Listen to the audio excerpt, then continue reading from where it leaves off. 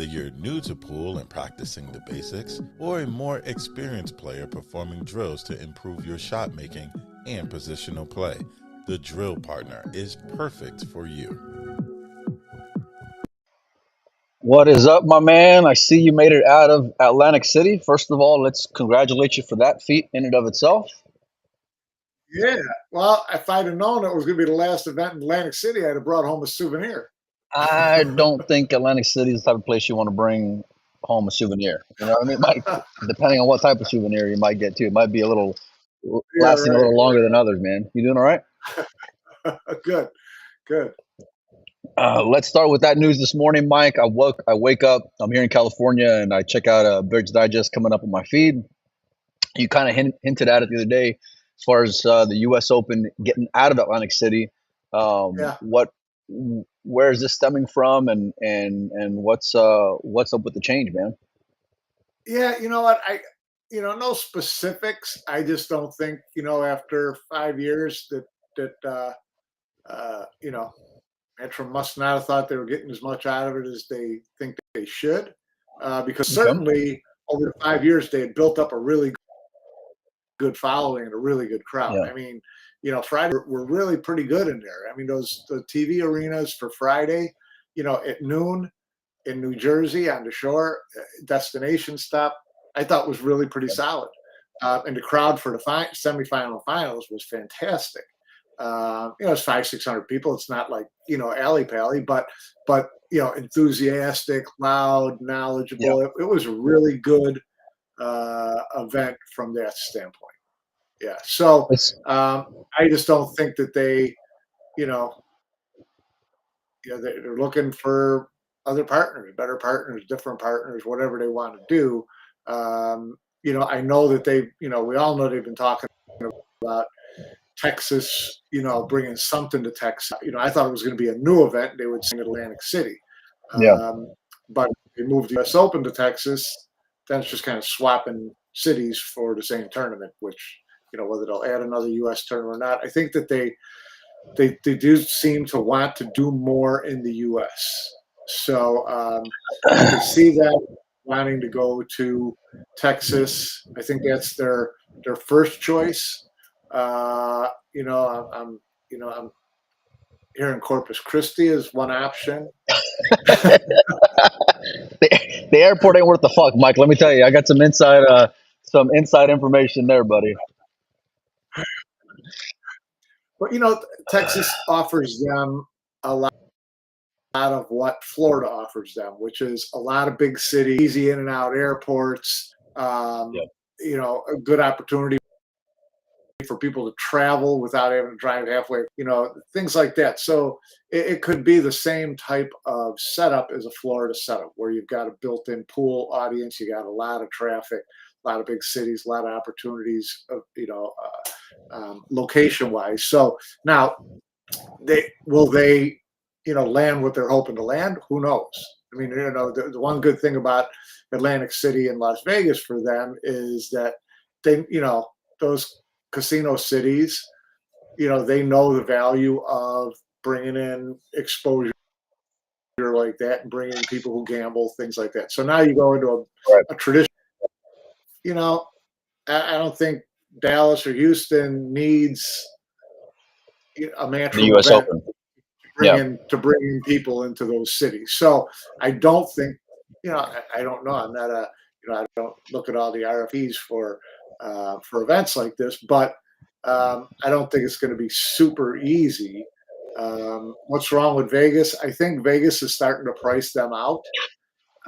Last time they were in Vegas at Mandalay, and after Mandalay they went to Bally's, and you could kind of see them going through, locations that are, the outside on the lower end. Yeah. So, but who knows? I think that if my gut feeling would be if they don't find a really good place in Texas, they'll end up back in Las Vegas. Texas has a lot of opportunity. Like I mentioned the other day on the show, I feel like one of the main issues for me anyway is just the weather out there in Texas, and depending on where you are, there's opportunity in terms of like outside of the event to go and enjoy yourself. And as someone who attended events from that standpoint, and like anyone else in life, especially in this world we're in today, Mike, it's like you want value on what you're doing. So like if you go to Vegas, you got the casino aspect, you got Yeah. shows, you got all these things where like I can tell the wife, hey, I'm gonna, we can plan a vacation around this, and we can go and do things outside of pool in order to go and enjoy ourselves. Whereas Yeah. Atlantic City, number one, it was really tough to get into. You add in the cost of like renting a vehicle or paying out the ass in terms of just flying into Atlantic City directly. Ride shares. Well, that Yeah. yeah, that too, and so but you want something where you can just get a big experience. Atlantic City was growing on me to some extent, but there was always that like I don't ever want to get out of this bubble because it can be a bit of a shithole at times. Um, Yeah, no, it is. It is, but the other side of it is, the U.S. Open is traditionally in August or around there. At least now, that's what they seem to be going with. It's hot in Texas in August. it is hot in Texas. I don't care where you're at. If It's hot you're in in Texas. Central Texas, if you're in the North Texas, if you're in South Texas, does not matter. It's hot. But there's a lot of regions within Texas that have a really strong pool community. The Valley comes to mind where you got South Yeah, South huge, Padre Island, huge. where like even though on paper it's a smaller airport, you still have the beach. You got tons of good food options. You got lots of culture down there, which you can get involved in. And the fans down there, like I say, they do go and support. They do show out. They got a really strong, just like league presence there, and also a good like pro knowledgeable type fan base as well. Of course, you got Austin and San Antonio, which is about an hour away. Both regional type airports, whereas Dallas is bigger. Houston, just kind of like Dallas, Mike. Traffic always is a bit brutal. Where I like it to be a little bit more Yeah, I'm not on the a subtle big side. Houston. Not a Never big been a Houston big Houston. myself. Yeah. So And that's what having family we'll there. see. We'll see what they come up with. I don't know if they're looking or talking any particular cities. You have to look at venues as well. I know that I was in Dallas a few years ago. Resort has a big Gaylord Convention Center in Dallas because I was there for a bowl and trade show a few years ago. Huge place, huge convention. Simply a little too pricey, but you've got to find the right venue in these cities too to partner up with. So we'll see. Yeah, you kind of have to find that diamond in the rough, like you want all the big city Yeah. amenities without, like Dallas. Listen, as much as there's a lot to do over there from sporting events to a bunch of other things, like you're driving an hour plus in order to go everywhere in that town, So, Yeah. like I won't be upset if they're in Texas. I just, and I know we'll be inside in the bubble, but I mean, Texas is fucking hot, man. That's why I'm here in San Diego right now, here at the end of August. But Mike, I want to transition. Give me your thoughts on the U.S. Open in the overall sense. What were your takeaways from it? What were some things that you were looking at, just like from the event standpoint? Yeah, honestly, it was from top to bottom for me one of the best U.S. Opens I've been to in a while. I thought that the venue was nice. I thought the arena, I thought the crowd was great toward the end there. Amazing matches. I mean, there were so many killer head-to-heads that went 9-8, or 9-7 that were thrillers. You got any match Michael Bohannon played in. Federer against Victor, Federer against Michael, Federer against Chua. Yap against Filler. There were just there was Jesus Atencio was in a couple of great matches. So there were a lot of really intense matches where you just didn't want to leave. I thought it was really good from that standpoint, from the storyline standpoint. There were a lot of really cool stories in there. You had old timers like Niels making a deep run. You had newcomers like Michael making a run. You had young guys like Jesus. Then you got down to the Final Four. You're like, how much better can it get than Ko, Yap, Chua, and Federer? I mean, you don't get much better. So it is. So top to bottom, it was really one of the best events I've been to in a long time. It's one of the few where like you'll have, these big four players at the end of an event. Usually you'll have one or two, but these Yeah, days we really, mentioned the yeah, gap very like closing, and so to have the marquee, especially given the fact that like look, the SVB, not qualifying for single was a big kind of like deflating letdown in a sense. So like for them to bounce back in terms of the Jesus stories, the Filipino yeah, stories, the Federer stories, all these things, it was pretty great. I couldn't agree with you more. And I don't think it was necessarily like, in some events you try to like reach to pull a storyline out of it, or like something kind of right. just you're trying to look into it more than maybe than what's there. Whereas I feel like there was so many different layers that you can look at it from, depending on the lens. Even Copigny, who we haven't talked about a whole Yeah, lot this year, him and the way that he ended that event yeah, was pretty epic, and it took an outstanding performance from Yap in order to take him out. But it's like it was just so many different ways that you can look at it and appreciate it from.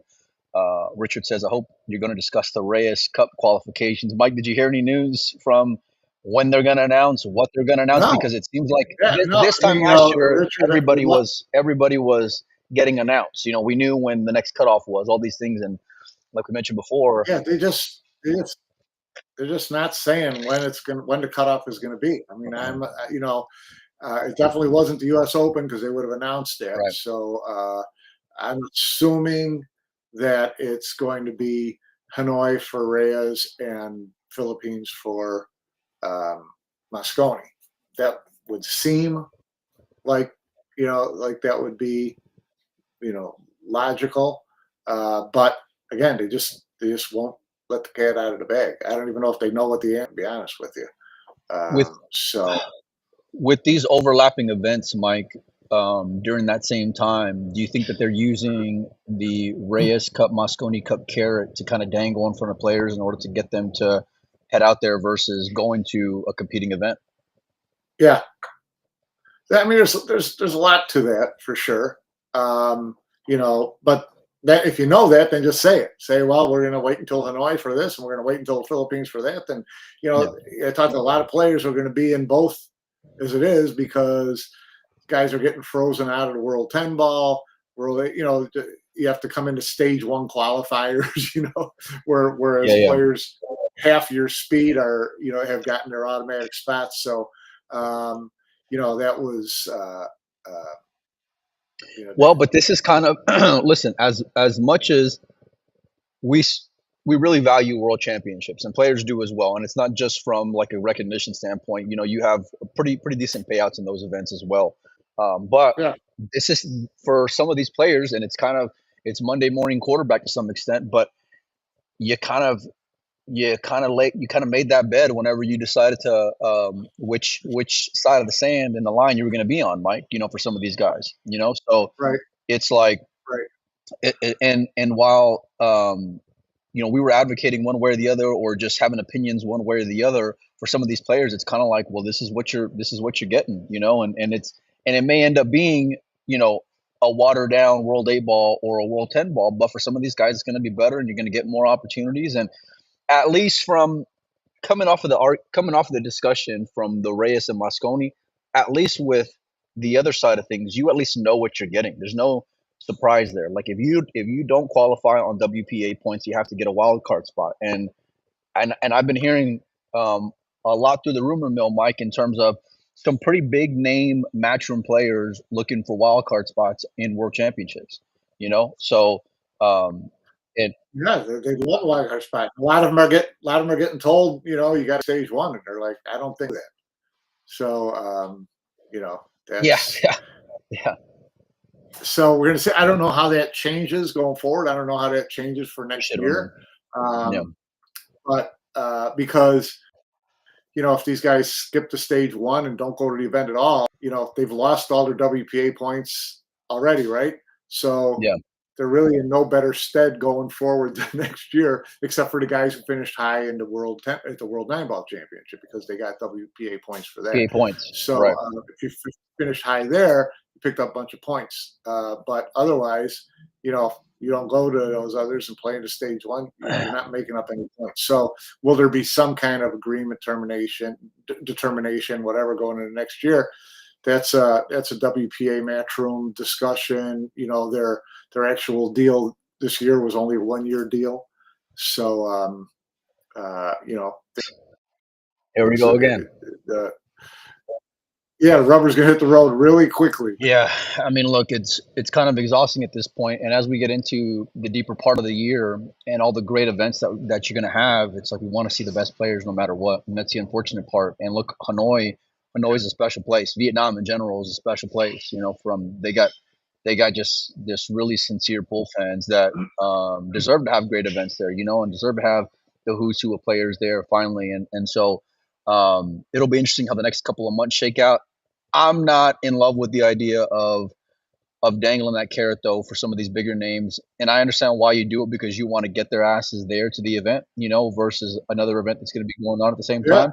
But I feel like you can, if you're on the short end of that stick, and at some point or another, you're going to be on the short end of the stick. I don't care who you are. You know, it's like it's going to be it could make for some really interesting relationships down the road, and you're kind of already starting to see that talking with some of these players already. So, um, yeah, Mike, you mentioned yeah. Bohannon, and I want to just get right out with it. Let's talk about the elephant in the room. You were there from a fan standpoint in terms of the greatness that was the match, and it was a great match. That's right. We haven't talked about it on this show yet, have we? Because I'm tired of freaking talking about it. To tell you the truth, Well, it's like people still need, you know, need to be able to talk about it so that they can write about it, bitch about it, and point at each other more. You know, listen, it was everything was blown out by everybody on both sides of the fence. You know, at the time, it was a bad move by Federer to, you know, he didn't like the soft break. First couple of breaks, honestly, I'm not even a player. They look kind of ridiculous. Then he got warned on a break that was better than that was way better than the first couple of it. So it was yeah, just, you know, but the fact of the matter is, you know, people have been talking about the break rule for a couple of years about a soft break, cup break, people breaking too soft, whatever. And it was only a matter of time before it got to the point where it's like, okay, it's almost like with, you know, the previous controversies, like, you know, with waxing or whatever. All right, now push has come to shove. You guys got to come out with a rule. You got to come out with something that makes sense. You got to come out with something that everybody understands, and you got to figure out a way to enforce it. Okay, so that's all this was for a promoter like Matchroom or WPA or whoever to be forced right. into making a move on it. As far as Federer versus Michael, Federer versus Philippines, the Philippines versus America, whatever, all that stuff. It's, you know, it's for the players and the hardcores who are deep in there, the Marboy crowd, all that.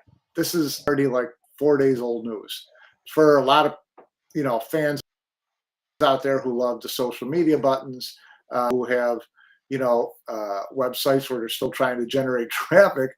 You want to keep it alive as long as you can. But it got really tiring really fast to me. You know, it was gamesmanship, you know, whatever. You know, if an American did that, if a Filipino did that to an American, all hell would break loose. All these kind of arguments. That's just stuff for, you know, for people to bitch about. So yeah, and Federer be the first one to say he shouldn't have said anything. You know, everybody who knows Federer and likes Federer and was there hanging with him said that was a bad move. But listen, you're getting into the short hairs of a big championship where he's trying to defend, and you got a really loud crowd. I mean, the Filipinos there back in Michael, it was like Little Manila up in the stands, and it was great. Yeah, It was really it, cool. you felt the energy from even being at the house, It Mike, was great. sweating And it. then the energy, it was kind of Mosconi Cupish. You had one side against the other, but it was all, you know, in that room, it was all pretty much in good fun. It really was. You know, once they realized, okay, that was a stupid move and Federer knows it, let's move on. It was great atmosphere. So, you know, just he shouldn't have said it, but he did. You know, and the truth of the matter is, it was a great video clip moment. I mean, that's if you wanted Oh, something to draw a fucking lot of beautiful. clicks, if you want something to draw a lot of clicks from people who aren't pool fans because they're like, "Wow, this is pretty cool." Let That me was tell it. Matchroom had the love. So you. Yeah. from that standpoint, but um, again, it's time for it to go away already. Look, I want more of this every event, Mike. I know you want to talk about it, but No. I mean, look, wait, it was inevitable, and it's not just from like the action in and of itself, but then also, who it was presented by and how it was presented. You're talking about, the U.S. Open in basically single table from there. We talk about Federer going for a chance at 3 finals appearance in a row. So there was just a lot to dissect there. Look, I think Federer's got a real calculated way of presenting himself online, and I feel like you kind of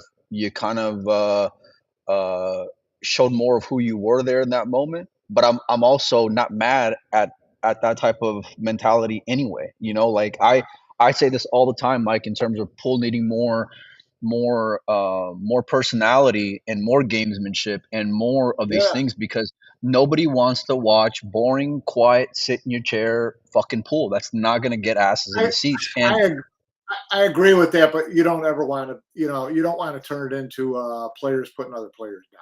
You don't ever want it to. no. And but look, If you want that's to yell that. and scream and pump up the crowd and things like that, that's one thing. But you don't ever try to drag another player into it. So that I that didn't that look. that was the part about it that was just I didn't care awful. for I didn't care for the apology, not because it I don't want to say it wasn't needed. Federer was going to decide that, and he did decide that. But like, I'm good with it. Just own it. You know what I mean? Like, if you want to needle somebody, and Yeah, I just yeah, don't, he owned it. yeah. Well, I mean, like, in terms of like, just don't backtrack after the fact, because if and here's the thing, this is the slippery slope when it comes to sports, Mike. It's like, if you need to have personality, but be careful when you're a heel. It can make people love you and hate you. And this is like something that Floyd was great at. I wasn't even necessarily a big boxing fan per se, but I loved watching Floyd's matches. You know why? Because if I couldn't stand him, I wanted to watch him lose, and he didn't lose. Yeah, It's kind of like this. It's kind of like this New England Patriots type attitude, or Brady type attitude. Where it's like you want to watch the heroes. You want to root for them so long until they start becoming the villain. It's that Batman cliche. And listen, I loved what he did personally. I love the heat that came with it online, because it reminds me of sports whenever I go and yeah. look at, if I'm looking at Twitter during my NBA season or during my NFL season or whatever, all these little things get talked about. Guys are going to go and pump out their chest to some extent. And the one thing that I love about it is Federer's a fucking winner. So it's just like, and Yeah. people will, like, you're always going to have that in your back pocket if you're winning. And with the shifting of bigger name personality players kind of getting brought into the bottom, or maybe not having as much success, having that like heel type role, along with being the American hero, along with coming into the Reyes Cup, along with it being the U.S. Open stage. I loved every part of it, Mike. I wish it would have just been. No, I agree with all of that. I agree with people owning it, and you don't want him really to backtrack. But in this case, I don't think he was backtracking because he was worried about all the Filipino social media, nutcases who were, threatening him if he goes to the Manila or Yeah. whatever. I think that he sincerely thought that he needed to make sure that everybody knew that he likes Michael Bohannon and didn't mean to drag him into it, and that they Yeah, were all don't good give me afterwards. don't I give me think that that didn't that mean was to drag him that into was it. the point he wanted to make, and I'm okay with that. Yeah, I look, the dragging the kid into it, he earned the right to be on that stage. Now, the only thing that I will say in terms of like not not appreciating it or enjoying it is, look, that kid had never really been on that stage before, and I would have wished that if you're gonna go and bark at someone, at least bark on someone when it's like someone your own size, you know? There's been plenty of players over the last 3 years who have been soft breaking. And ironically enough, Mike, I got 2 screens on at the time, and I'm sweating the Federer and Bohannon match, but then I'm watching the Copigny match in my other screen, and I was noticeably looking at Ko soft breaking. And then ironically enough, then all the drama comes from the Federer match. But this is something that's been going on for years. Ko, pick Yeah. a brother, all the Spaniards, you can go and say have been soft breaking or teetering that line. There's a lot more guys you can go and bark at or try to make an example out of in order to prove your point versus somebody who is new in that spotlight and is really a deer in the headlights. And kudos to him because he still made it a hell of a match, even despite all that. Yeah. And yeah, but yeah, you can only play the hand. You're playing the hand is dealt you. This is the guy he was playing. Oh, yeah, and he yeah. thought the guy was Yeah, yeah. soft breaking, and it might cost him a match. So you're going to say Yeah. something, and he said something to the refs, which is what you should do. Then when he pushed beyond that, then that's when it kind of crossed the line. And that was, look, we need totally understood that rivalries, Mike. We need rivalries in sports, So and we're drowning for that in pool because they're downplaying the filler factor. He's not having as much. You know what has helped that? You know what has helped that in the past year or so? The Asian involvement in pool, in the matchroom events, WNT, all that stuff has grown like exponentially, right? Because they've had events and they're starting to do that. And more the Asian, you got 15 Filipinos come over for Florida, 17 for the US, whatever. So now you get this Asia against the world.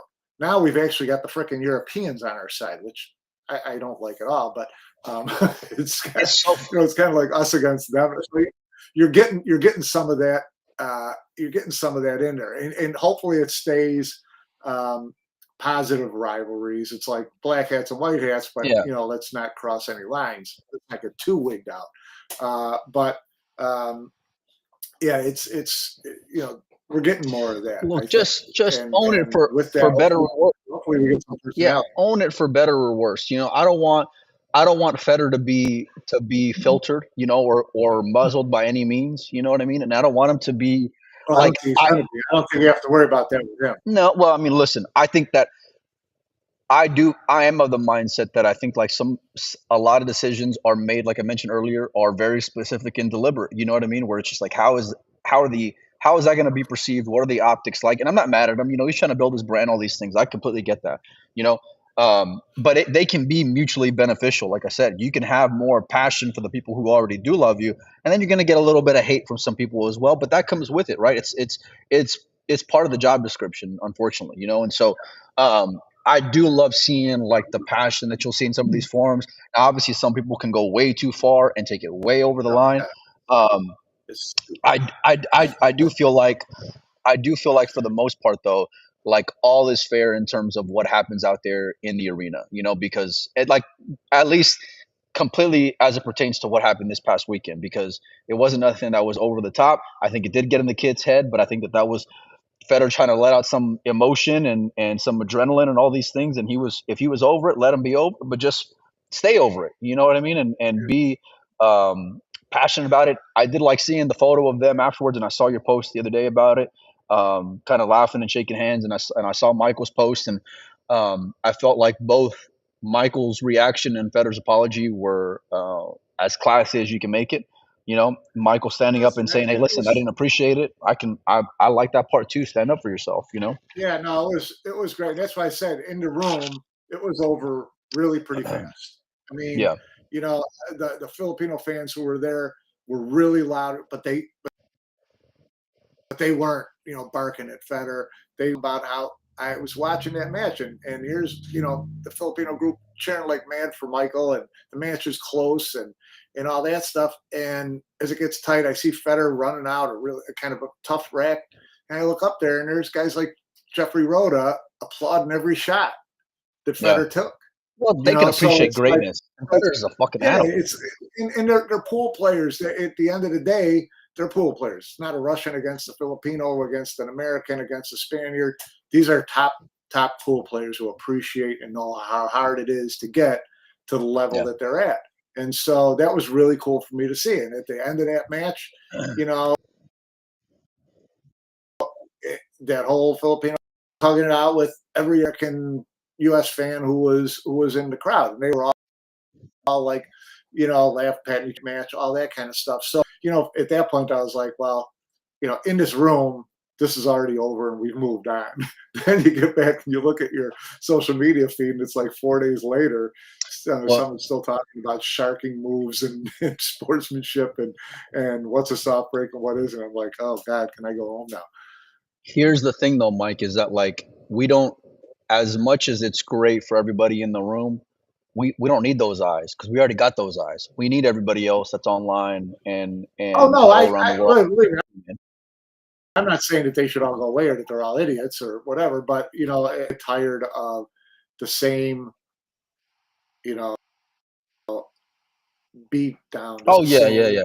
Whatever. It just It's like, okay, we get it. Your point, like your point's being made, guys. Yeah. Points made. Let's move on. You know, can someone do something else, chill, please? I mean, it took all the heat off anybody who was accused of waxing. Yeah. Well, I mean, that's like old news. Yeah, I don't even know what that is at this point. No, listen. Before he transitioned, I just want to say congratulations to Michael because that was a great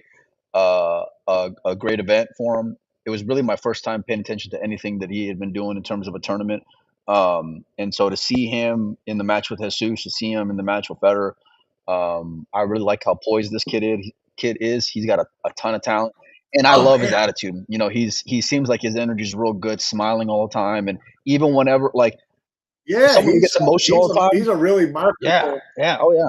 He's a marketable player. He showed a lot of emotion. He was always smiling. He made some unbelievable shots. He's got a lot of heart, obviously, coming back in a couple of those matches like he did. Oh yeah. And so, I mean, I don't care, you know, who you were. You walked that room going, I want to see more of this. And I do, and I can't wait to, you know. And so I hope he gets more opportunities as a result. You know, as much as I would have loved to see Bohannon take down Federer, I also really love the Federer being in back-to-back finals. You know what I mean? So like I didn't want to lose that story either. So it was really tough to like which way to go en route. But on a note, you know, Federer had a lot of comebacks, Mike, Bohannon being one of them. Talk to me about Victor for a second because he had his chance and you were watching that match and that was a tough one if you were a fan of Victor. Yeah, it was because he had the opportunity to put him away and didn't get it done. Played some bad position, got a little bit, you know, made a bad decision here and there when the noose got really tight. So yeah, it was too bad. He had a great tournament. He had a couple big come from behind wins himself. Showed a lot of heart. Just, you know, it's still, you know, that stage of the tournament. It was okay. This is, you know, unfortunately, it's kind of what you expected to happen at that. It did. And so, but listen, he'll get through it. He's still young and he's got so much freaking talent. And he has a lot of people pulling for him, a lot of people in his corner because they know what he's been through. So, you know, it was, you know, still, you know, pretty good finish for him. Won some big matches. So hats off to him. He was right there. I mean, you talked to Federer. Federer thought he was done. So I thought he was done too, Mike. When I was refreshing the score line at like 9-6 Victor or whatever it was going to 10, and I was like, man, in my head I'm thinking he's finally going to take that step. You know, it's great. You know, because this is like we know he really only had one chance after that, but it was a good chance and he didn't get out of it. Yeah, well, this is the thing with big boys, right? And I'm not just talking about the Federers and the fillers and all these killers and monsters and closers. It's like even Yap. You know, Yap for a lot of years had a lot of rattle in him, and he showed a little bit of rattle at the end of that finals as well. You know, but like he's exercised those demons with big wins, and I'm not even just talking about like this year. You know, even looking back at the Pro Bird Series, amongst others. You know, like the Reyes Cup MVP. You know, there was if you're going into that event, into that Reyes Cup, Mike, and you're going to say, who do you honestly think is going to have the biggest chance to be the MVP? You're probably getting 3 to 4 guys deep before you get to Yap's name. You know, for and sure. and certain guys just when they get to the moment, they can embrace it. Sure, they may go and be a deer on ice to some extent, but like they take the next step like Yap did. I was really rooting for Victor just because of like talking with him over the years and knowing Yeah. him and knowing his story. Um, it was pretty. I I hated the fact that like, and we talked about it going into the match where it was kind of like you expected it, you know. And with Federer and the likes of Federer, you expect them to close. With Victor, unfortunately, you expect them to kind of leave a lot on the table there when it comes to matches like Well, that. in fairness to Victor, he did. It wasn't against Federer, but it was against good players that he came back in the two previous matches. So he did show some heart. He did show his ability to get through to the end on a couple of big players. He just came up short against Federer. So it wasn't like he played a bunch of nobodies and ran over them. Right, And then the first time he played a good and player. I'm not saying that, but So it's just like I I value these bigger events as you do compared to others, and so listen, the kid's decorated yeah, in his own right. He's had success. He's won Pro Barrier Series events himself, and that was with like pretty good talent in those fields also, so like, but we always will go and measure the Matchroom Arena a little bit differently, and so I just want to like I want to see him for himself first of all, but then I want to see everything else that's going to come with it that I feel like he also deserves. You know what I mean? Like the yeah, right. Mosconi stuff and all these That's things. what You know we what I want. mean? That's what we Yeah. want out of it more than anything, right? Yeah. Yeah, absolutely, absolutely. Mike, there was a couple of other great semifinals matches as well. Copigny against Aloysius Yap, and then Federer versus Chua. Talk me through the semis for me a little bit, and what were some of your takeaways for it? Well, the Federer Chua was interesting coming on the heels of Federer Michael Bowen. So, Yeah, luckily for Federer, the Marboys group all left, the right after the Michael Bowen match, so they weren't yeah, there the next day. He still had some good fans in the crowd. That was a really good match all the way through. Cohen Yep, Yep put a hurting on him. It, yeah. it Wire to was wire, it Mike. was yeah, it was. He steamrolled him pretty good. That's when I thought, well, Yep is really dangerous in this event because I thought that might be kind of a tough match for him. But Ko had a great tournament. Probably had a rougher road than most of the other Oh yeah. guys, and and and showed up. So he was great. I was hoping for a little bit more out of that semifinal, but Federer and Chua didn't disappoint. Chua made some great outs, made some great shots, and closed the deal. As I was like, as I was coming into the semis, and then even like after the fact, trying to see who I would pick for the finals, it was like, man, I was really just grasping at things because it was so tough to pick, and Ko and the momentum that he had, I really felt like the winner of that match was going to end up winning the event. But then I look over on the other side and I'm like, okay, well, you got the guy who's been in back-to-back finals sitting there, the guy who's probably playing as tough as anybody on earth, right? And then you're not even talking about the other guy who, oh, by the way, he just won the most recent like major in the Battle of the Bull, a couple weeks ago. And so it's like, how the hell Yeah, can you pick it?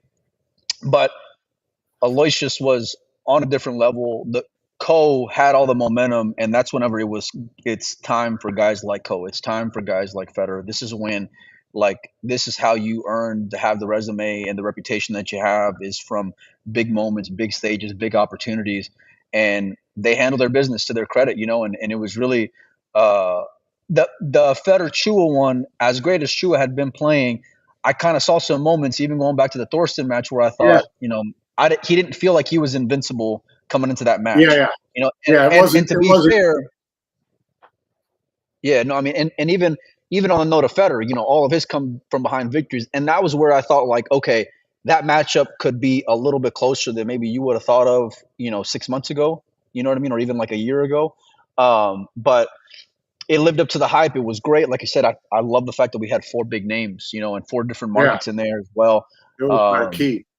yeah, yeah, and Marquee. and it seems like it's been a little bit since we've gotten that in a tournament, where it's just like all the big names kind of rise at the end. You usually have one or two little outright guys where you're like, man, that nobody wants to watch that semifinal because it's going to be a one-sided, Yeah, affair, yeah. So, um, Anyhow, we're working on getting Aloysius on. He's traveling to Taiwan for an event, so we're gonna try to get him on the show in the next couple of days. So make sure and stay tuned for that, Mike.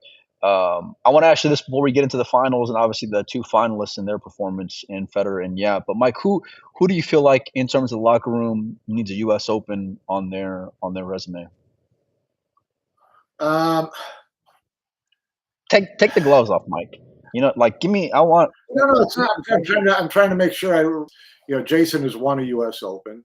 I'm trying to think of the other players. You know, I don't know if they.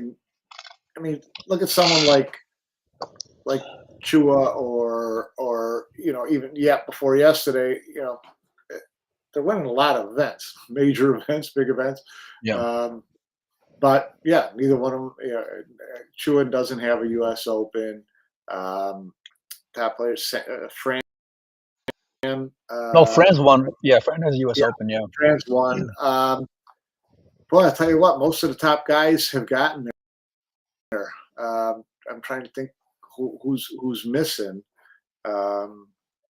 Obviously, you look at someone like a David Alcade or someone like that. Fran was kind of coming. Not Fran. For me, Mike Kachi was kind of coming to mind. And okay, Kachi. Yeah, there you go. That's one. That's one you would think.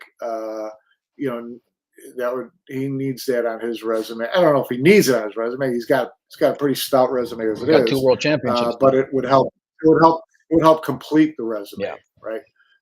That's a big one that you want to have to complete the resume. Yeah, and listen. I when I think about great events and the toughness and the prestige, the difficulty, obviously, it's like you don't get. I still will put a world championship ahead of it, but the U.S. Open for so many years was above it, and so these big guys that we're mentioning here, it's not because they've been coming up short, it's just because they are great. You know what I mean? We want to see them win these events, and but realistically, even a guy like Jason, when you look at it, when you look at the big names, they've all managed. Most of them have managed to get the U.S. Open. Carlo, Copigny comes to mind, Mike. He'd be a guy who I want to see get another or to get a U.S. Open. Copigny would be that would be. Because he's already won a World 10 ball. He's won a World 9 ball. All these things. Little brother got it a couple of years ago as well, and it just seems like, and maybe not at the time when you look into it, like, man, this guy is great, and maybe you reflect on it and then put more value on it after the fact. But you look back at the history of it, Carlo and Koping Chung and SVB 5 times, Earl 5 times, right? So many great names.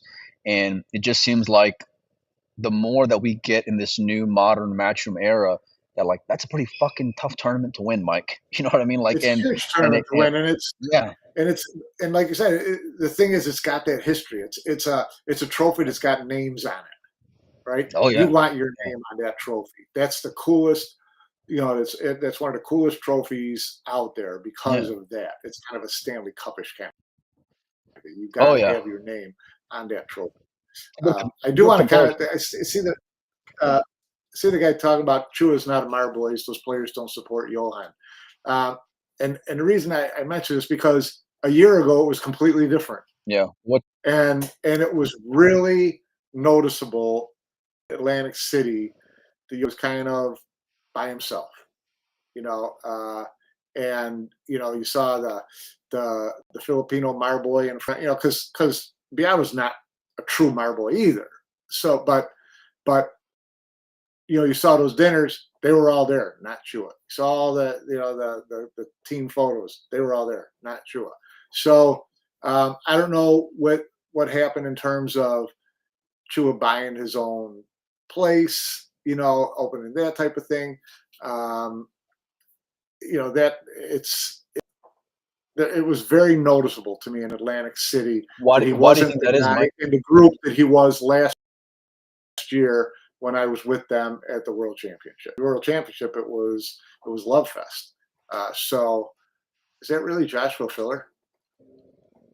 There's no way. There's no way it's actual Joshua, buddy.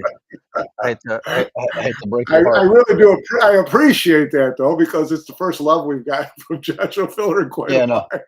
No, yeah, no. Josh ain't watching this show, but I can guarantee. I can guarantee that.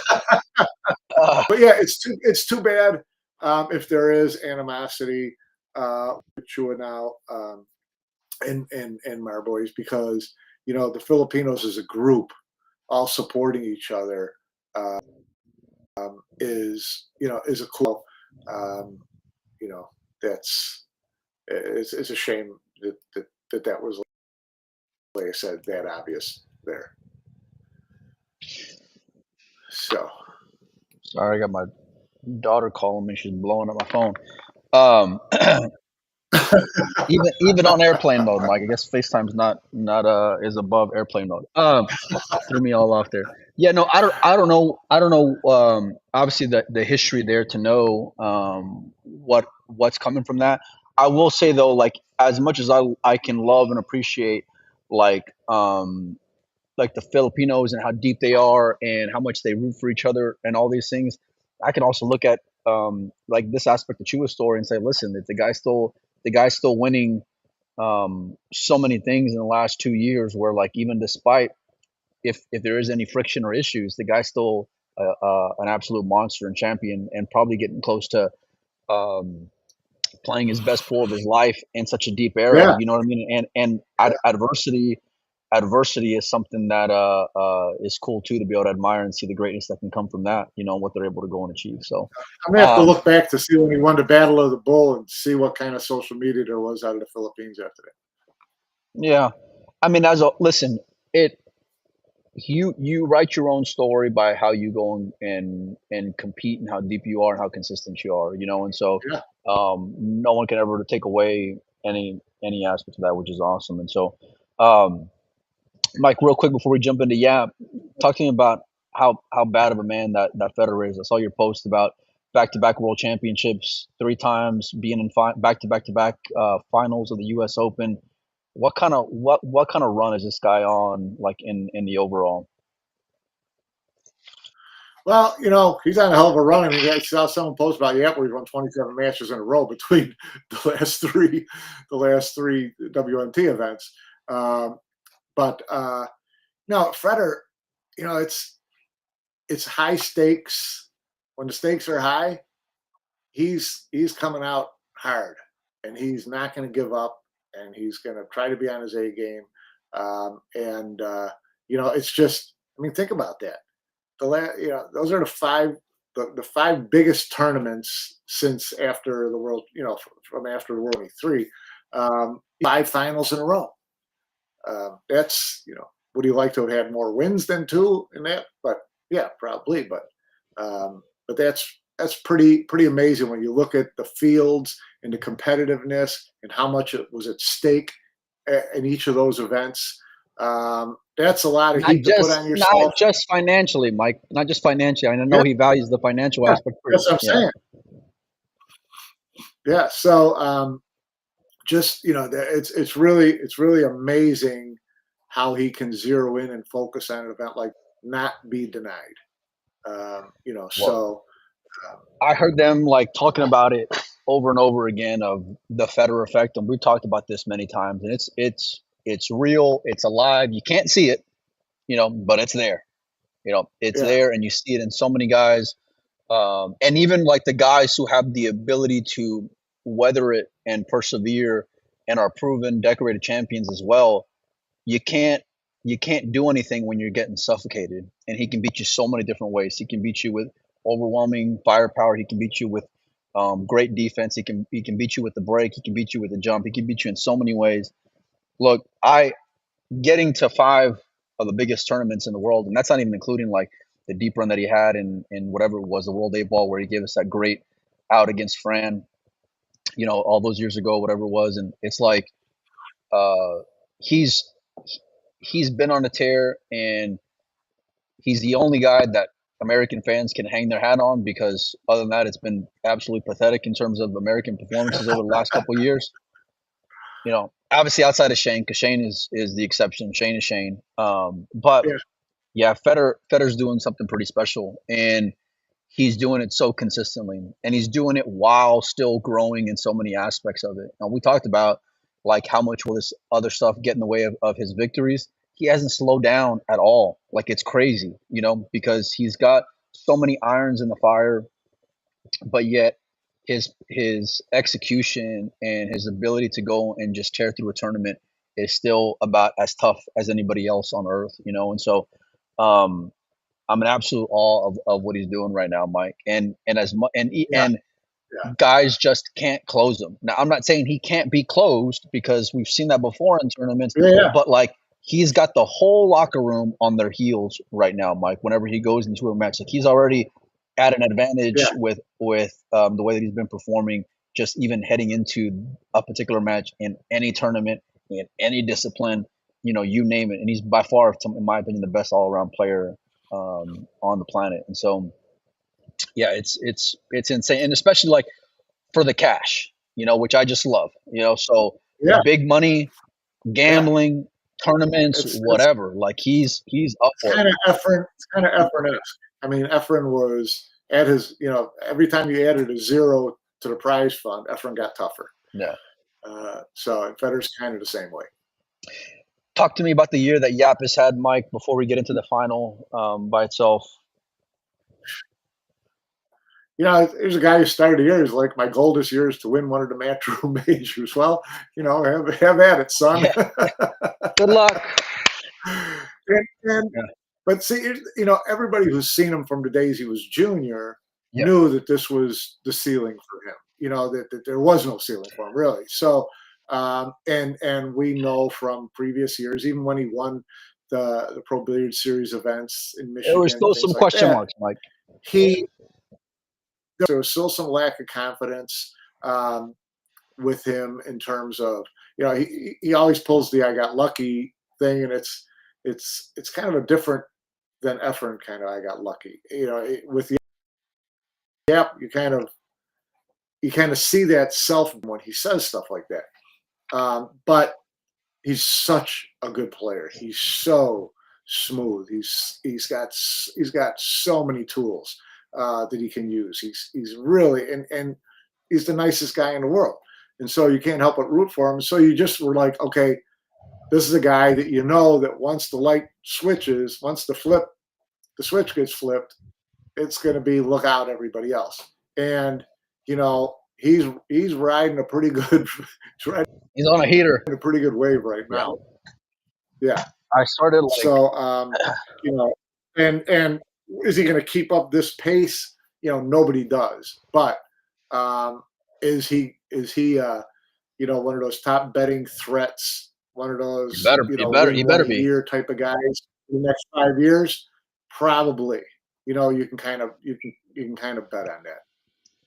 It's been great. I think and this is no slight on France, because France still had one of the greatest years in history, and is still, consistently up near the top.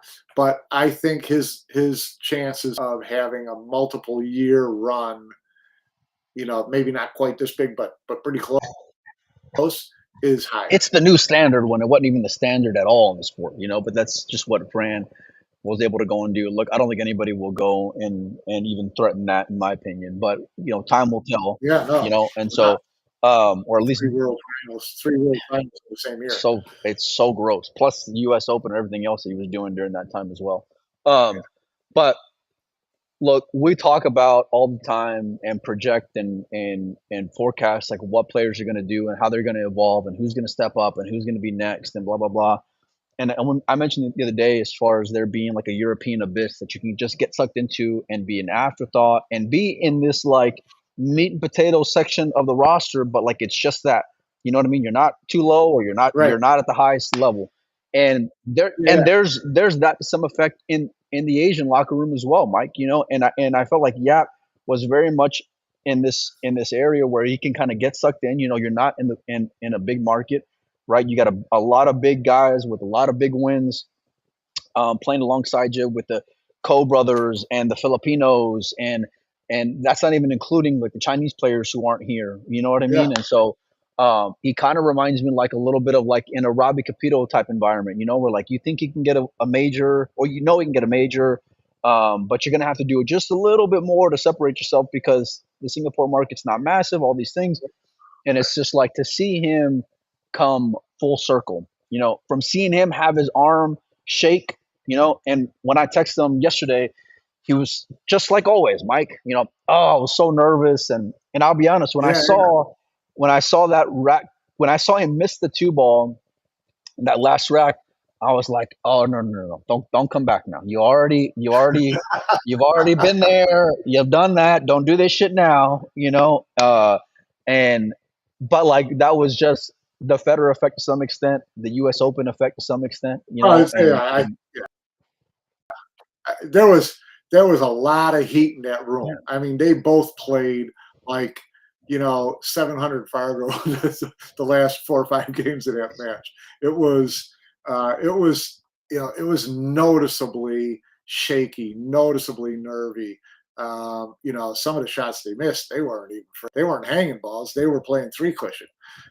So it was, you believe them when they say it was, and I talked to you about it later ahead of the final, but said you won 2 tournaments already this year. How was this one different? He said it wasn't even close to the other ones, and how nervous he was at the U.S. Open because of the prestige, because of the prize money, because of the crowd. It's different, yeah.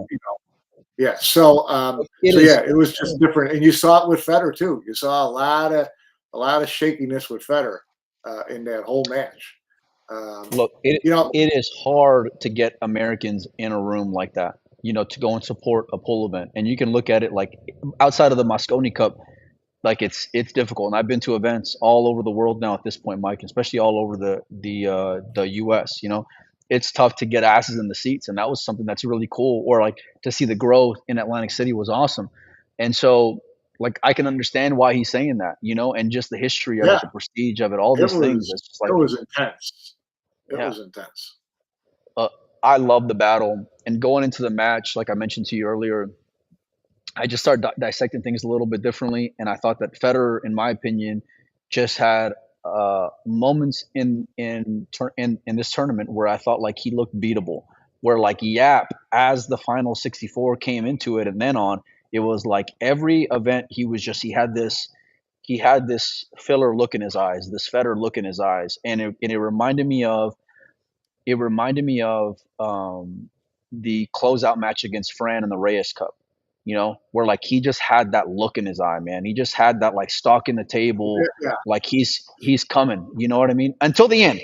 The end was a little different, but like to go up 9-5. The end was, that's what I was going to say. I mean, when I talked to him after Reyes Cup, he was like, he knew that he was 100% dialed in. He said it was like I couldn't hear anything else in the room. I couldn't see anything else in the room. It was just me. That's so cliche, Mike, but it seemed like every shot was going to be good. He just knew it, right? And in this match, I don't think he felt that way. Well, I don't think he felt like he was in dead punch. I think like I said, at the end of the match was a little bit different for me, but going into it, and on the Federer side of things, it was kind of like, as I was starting to try to make an argument the other way, I'm thinking, well, hold on. If you dodge a bullet so many times, and he dodged a few bullets that he should not have gotten away with in this tournament, history says you're supposed to go and win, and that's with anybody, let alone the fact that like you're the number 1 player on the planet in Federer. You know what I mean? So it's just like you could just have thought that he's supposed to win. It was a great final. Either way, I really appreciate it. One of the things I liked about it was, a lot of people talk about how, well, if you're breaking good and the 1 goes down, you get to look at the 2, rack's over, and guys can run 5-pack and 6-pack. I loved that we had a final that was so intense, and the crowd was so good, and the players were so that wasn't the case at all. You weren't sure anybody could get out of any rack. No. These are 2 of the best players in the world right now, and you could tell they were both struggling. And I like that because it showed this isn't just a type of pool game that we're watching now. These guys can get spooked, they can get rattled, they can lose confidence. They're human. But they can be human and be robotic all in the same match, and that's like that's like, in a nutshell, that's pull, I liked that it was a real scrappy, gritty, who's going to make, fewer, there were a lot of mistakes. But They both gave each other plenty of opportunities. And so, that's what made it to me such a classic match. I was giving updates like on Windows Open as the match is going on, and I made a post, and it was like 9 to 5, and usually at 9 to 5, like you just think, oh, this might be a bloodbath, like this can get ugly, but it never felt like that to me, Mike. Even at 9 to 5, I still felt like at worst Federer was like 60-40 out of it, and that's Well, not yeah, being disrespectful to Yap. It's just a not at credit all. to like what Federer can do from either way. Federer can be the one suffocating, or he can come for your ass, and he showed that not just in this matchup, but just over the course of the entire tournament. Um, Look, obviously, look, I was rooting for Yap in that final. I wanted to see him get that monkey off his back in terms of the U.S. Open. But man, I never felt safe, Mike. And even whenever No, no, you whenever couldn't. whenever Federer got 9 within one, I'm like, it's a wrap. He's winning this event. There was no doubt I in didn't my know if it mind. was a rep, but I was actually standing next to Jason Sword, Federer's guy, when it was 9-5, and then Yap. It was obvious Yap was going to win, make it 10-5, and I said, we were looking at each other. I said, in this tournament, this way Federer breaks things like that. It's not too. He's not 5 out, but I don't think he can get deeper than 10-5. Going No, man. to 13, I don't think he can get much deeper than 10-5. And man, like all of a sudden it's 10-6, 10-7, breaks 10-8, buddy. into 9, Yeah. 10-8. Yeah. It's like I got And the way 10 that to I 10. measure it, Mike, I don't know about you, but like when I start seeing 10-8, and then I start seeing it being Federer, obviously, when I see him have a look, because I expect the one to go in, right? But when I see him have a Yeah. look, I'm like, okay, he's gonna be fucking breaking to tie it up here in just a minute. Come on, let's let's Yeah, go. but here's the other thing that I couldn't help but think about. And that was we saw the same thing in the World Pool Championship against Beato, where he was behind and he made the big run and he came back to tie it up at 10. Then he came back to tie it up at 13, and then he Look, couldn't get across the line. He took so much out of the tank or whatever it was, and well, that was kind of. And sure enough, in those last couple racks, Federer did not. He gave up some chances to. He got a little unlucky on a roll or two, but he gave. And I really have to wonder, and this is no excuse because it happens every tournament, and I couldn't tell you which semifinal winner wins the final, but his match against Chua was intense, longer match than Yap and Co. He was the second semifinal. When he finished, he had about an hour and a half to eat, get himself squared up, and then go in and play a race to 13 final against Yap. I thought that's gonna, and I think if you it talk to him it later, gives I that think guy momentum, afterwards, Mike, to be honest with he you. was gassed. He was gassed championship match. He was absolutely gassed. Look, I think like all the cliches or things that are supposed to happen when it comes to Federer, it's like he writes his own rules, and so like it's so tough to peg him into this like generalized box of this is what's supposed to happen or this is what players normally do because to me he's kind of like he's SVB, he's the exception, and so Yeah. it was. I think the guy who comes off the second semifinal gets a little bit more momentum, but that's just for me watching tournaments and really just more of a victim of like these American USA barroom tournaments more than anything where like you usually go back to back. You know what I mean? So the guy coming off that second semifinal goes right into a What final. are you talking about? Talking about big races Right. to Yeah, 11, yeah, yeah. races to 13. Yeah, on TV against top players and TV breaks and all that. It's a long freaking day if you play two of those matches Oh yeah. in 5 hours. Especially look, the part to me that was so great in seeing the way that he closed up the tournament was despite all the shit online, Federer still did what winners do, and that's win. And I know he came up a little bit short against Yap, but like Yeah. I've there's certain things you can't question about Federer, and if you ever question the guy's attitude, not attitude, but the guy's heart or his resiliency, he's done put all those things to bed right now or over this last weekend. If you had any questions, because that conversation for me is sealed. Now I know. Look, Carlo winning the world championship, Mike. You can have as much fight in you as possible. You're never going to beat the pool gods, and that's kind of what I chalk it up to. Like the story just was what it was. But like Federer coming back all that way, it just shows so much of who he is and what he's got in him, his ability to go and dig deep. And I love all things greatness when it comes to sports, Mike. The flu game with Jordan or Kobe after he tore his Achilles shooting free throws, and seeing all these greats come back and during big spots in their career or in big moments. And like Federer's doing that, man. Like he's putting himself in as good of a position. And listen, we talk about some really big names all the time. Like we talk about Jason, we talk about Shane, we even talk about Josh. Majority of them, Mike, are front runners. Because if you were to go and pan over to their faces, now I know SVB came back on Mika, whatever it was, 10 games in a row in the World Championship. But for the most part, if you can get Shane in a hole, he can check out. If you get Shaw in a hole, he can check out. If you get even Filler's kind of a little bit back and forth. Filler, I don't know. Like, Filler's pretty tough. Yeah, he is. Yeah. Because I've seen both sides of from Filler. But like my point is, there's something to be admired and to be in awe of when it comes to these guys being able to consistently find another gear, dig a little bit deeper, find another level. That's how these guys get to be where they're at. Okay, so Federer may be at an even higher level. One of those guys, but each of those guys in the past, the grit and drive, winning without their A game, that type of thing. Whether it's Shane, whether it's Filler, whether it's Jason, whether it's Fran, they've all shown that ability, right? We're seeing it at a really, really high level right now with Federer.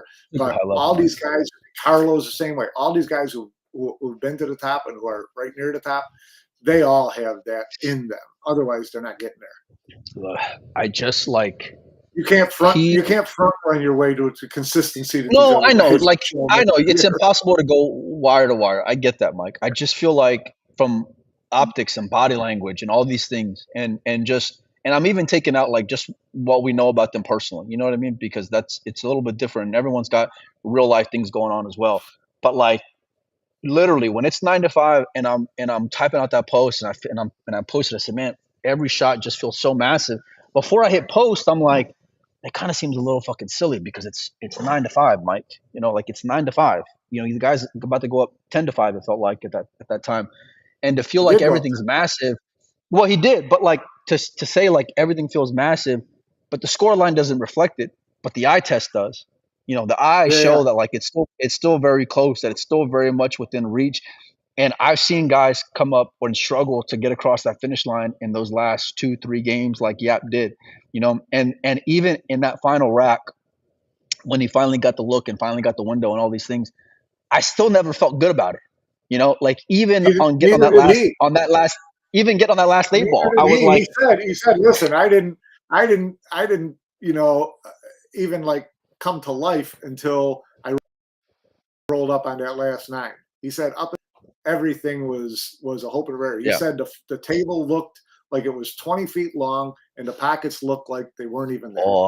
He said it was that bad. And that was really cool, His eyes had like rattle in them. His arm had rattle in them, and even Federer did. Over the place. It was so great to see guys be able to have that, but then also get across the finish line. And that's why like pool is not where we hope it will be, but like I really hope it gets there because there's some really like brutal and beautiful poetry there. Watching these players play and their stories and the ebbs and flows of how a tournament can go. And 1 second you're on cloud 9, the next second you're, about ready to jump off the bridge. And look, what Federer did was amazing. What Yap did was even more amazing. And big congratulations to him. We're hoping to get him on the show.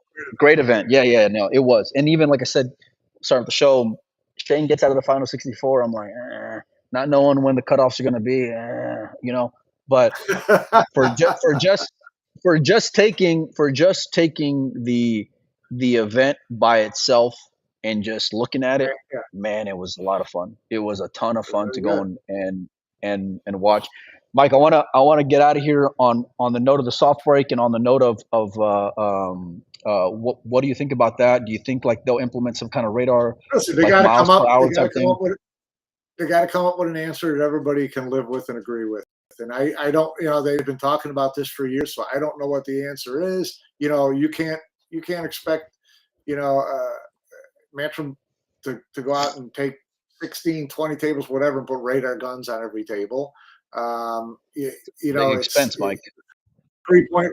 The 3 point rule is, It's too tough to explain to the average to non-pool fans, Mike.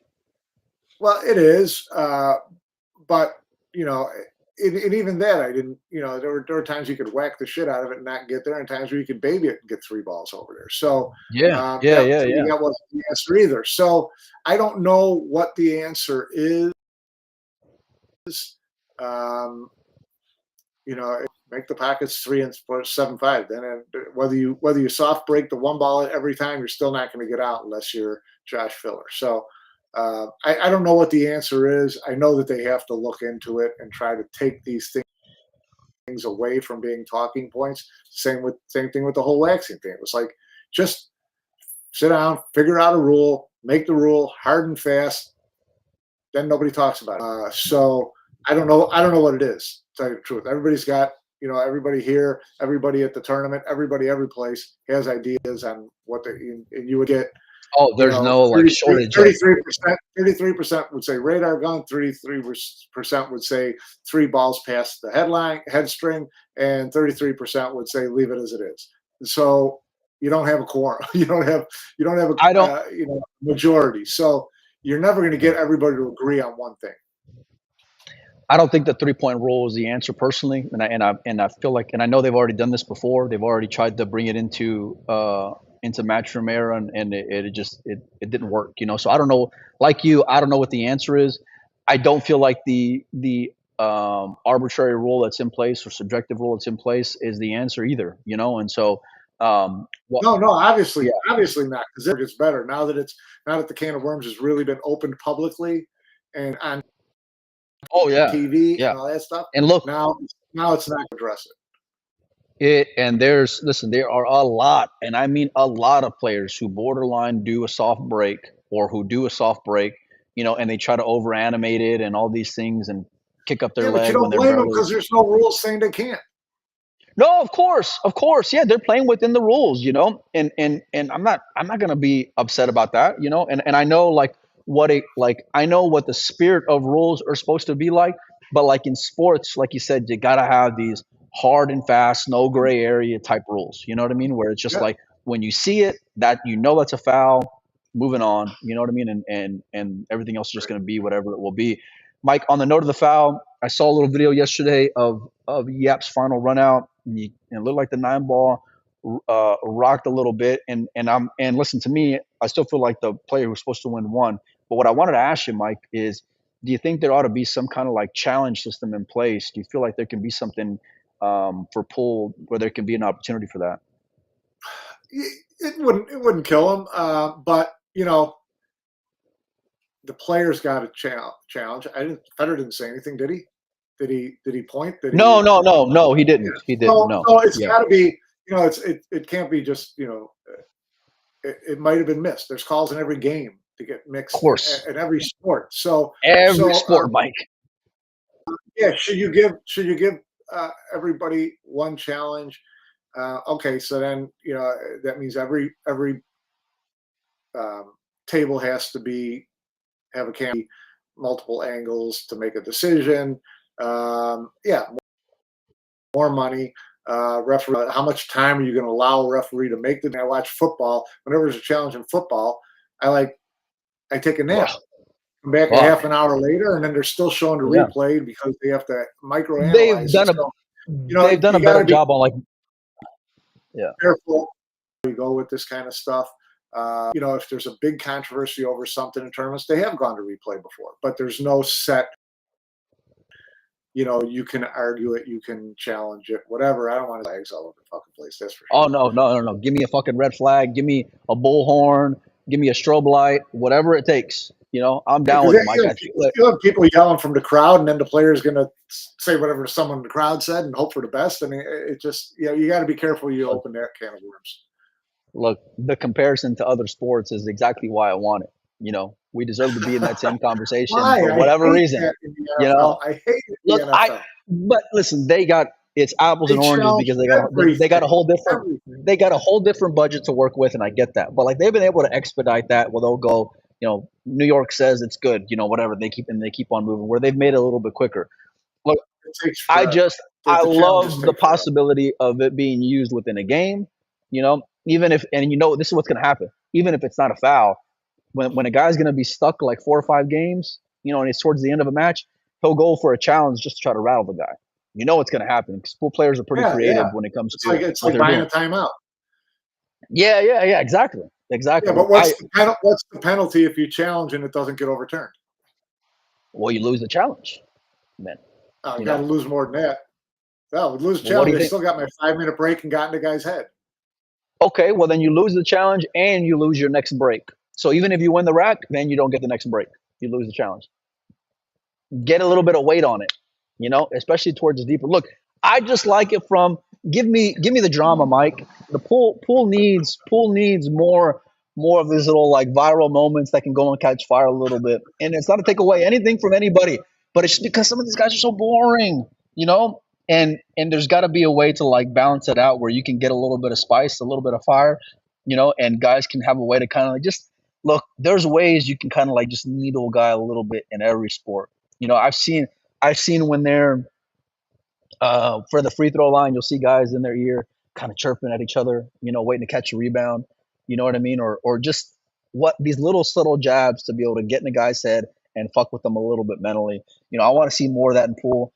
I like the gentleman aspect of the game to some extent, but it's a new day, Mike. You got to get people some fire, some spice, some ice, all these things to get them fired up to go and attend these events. And that's why seeing things like what Federer did, seeing a challenge, I want to see a red flag be thrown on the table, and all the excitement that can go and come with it, So maybe it's just appreciating the drama a little bit more than I should. So. Anyhow, Mike, you got anything else before we get out of here? This is the longest show we've done all year, buddy. No. All right. Yeah. Look, I got to run because my daughter's been blowing me up, so I got to see what's up. But, Mike, are you going to be free at all this week to do more shows? Yeah, I'm around. All right. Well, keep your notifications on. We're going to try to get Yap on in the next couple of days. I'm going to hit him up probably tonight. I know he's traveling back to Taiwan. So, just stay tuned for that. We'll have more coverage and reaction, all this good stuff. So enjoy your week, everybody. My two favorite parts of Yap's post-match interview was mentioning Chang. Oh, of course, yeah. Which gave me goosebumps. That was very cool. And then when he mentioned his girlfriend and giggled like a 12-year-old. Yeah. He was a little embarrassed. He is the coolest. Yeah. And also my girlfriend. It's like, what are you, 12? It was so cool. I mean, he's such a genuine. Genuine. He's an easy guy to root for sure. So, yeah. Anyhow, I want to talk more about that Chang that here in the next couple of shows, Mike. So keep your notifications.